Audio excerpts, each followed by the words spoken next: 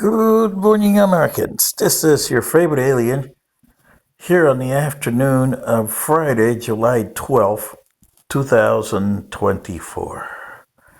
Well, since the June 27th debate by your two candidates for president, you got a decision to make. And the American public is frustrated because they don't have a decision to make. They don't have an honest person running for president on either party. And you have to blame the Republicans, the Democrats, and all the other sub parties that are there. You got people like Joseph Biden, Donald J. Trump, RFK Jr., Mrs. Stein, I forget what her first name is, on down the line, who are running for president but don't deserve to be. And you could say, oh yeah, but look at President Biden's record. Yeah. He made this country a disaster. It's the same thing that Donald J. Trump did before him and his predecessors before him and his predecessors before him. Let me tell you what the American presidency and president and vice president are supposed to be. And not just from my point of view, from George Washington's point of view. When he took the office in 1789, he knew what the presidency was.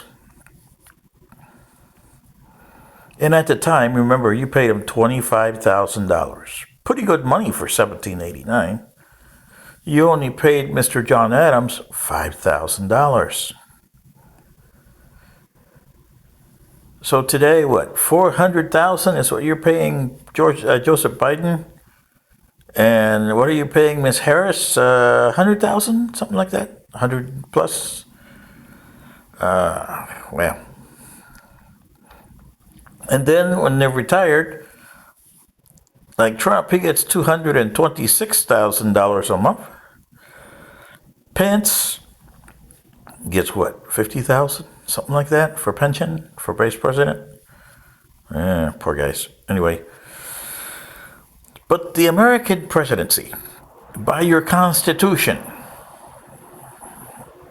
and by George Washington's trying to do the right thing in 1789 to 92 and 93 to 97,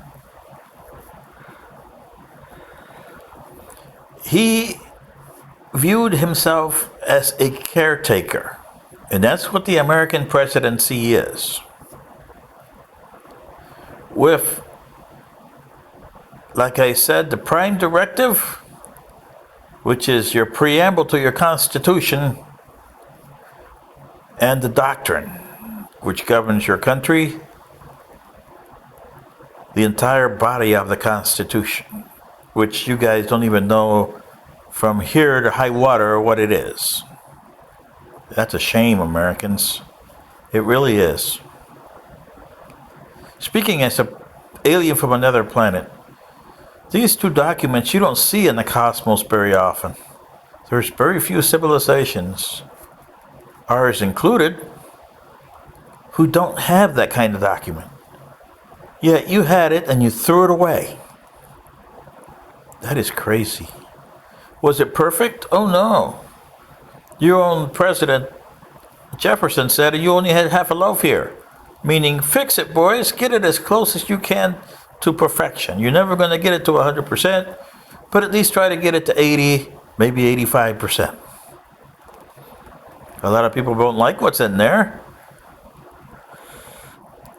And the people that you appoint to the three different categories of government: judicial, executive, and legislative. The judicial is supposed to handle the laws of the country and making sure that they conform to A, the prime directive, and B, the doctrine of your civilization. In your case, the nation of the United States.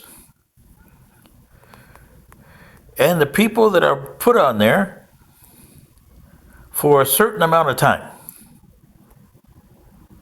And there's no place in the Constitution that says that justices are supposed to be there for the lifetime. A lot of them are. Some of them retire. But a lot of them don't. And they die as justices. But towards the end of their life, because there is a time in your lifetime where you are living and then existing. And put it this way, whether you are in the judiciary, the executive, or the legislative. Let me give you an example. Ruth Bader Ginsburg in the legislative was existing towards the end. She had issues that very many humans have, frailties, and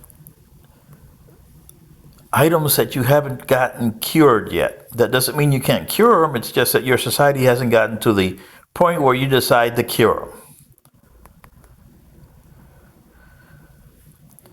In the legislative, Senator Dianne Feinstein, another example of that. A lot of senators before her that were not supposed to be there. Alan Specter, well-renowned senator. Mr. Fulbright, another well-renowned senator.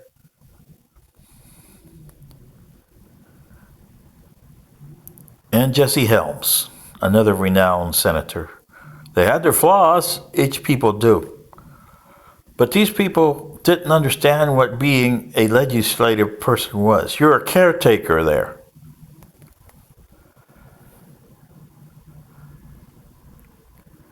One of the rare examples would have been Sandra Day O'Connor and the judiciary. She resigned or retired because she knew that she was losing her life and becoming an existence. And that's something that unless you're in the 65 and over age, you understand, but you never come to grips with. I am 65 and I understand that I'm losing my capabilities. I have to walk with a cane, and sooner or later I'll have a power chair. My mind at 65 is not what it was at 40. And that's something that's unique to you human beings. My race, we don't have that. We live to be between 300 and 420 years old of your years. You have a very finite place in the universe. And that is why it makes you dangerous. Because you don't have time. What takes other civilizations centuries, you have to do in decades. To at least see something that you did. But then you forget about your prime directive and your doctrine. And that's the case with the presidency. That's the caretaker of the United States. It's the representative of the United States. You cease to be Joseph Biden or Donald J. Trump, or a Republican or Democrat. Same if you are in the judiciary, and look at the this year's judiciary rulings. They are crazy because people take their own views, whether you're Republican, Democrat, conservative, or liberal.